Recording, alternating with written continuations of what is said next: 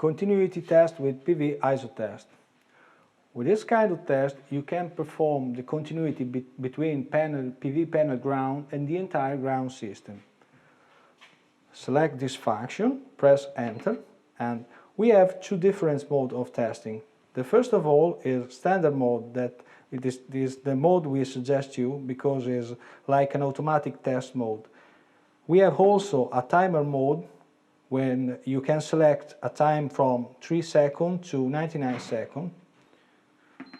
We come back to the standard mode. We can set also the limit, in this case 2 ohms, and we have this function that is the calibration of cables. So for the calibration of cables, please connect the 2 bananas to the sockets, short circuit the test leads like this, okay, and press go. The instrument is performing the calibration and is zeroing that value.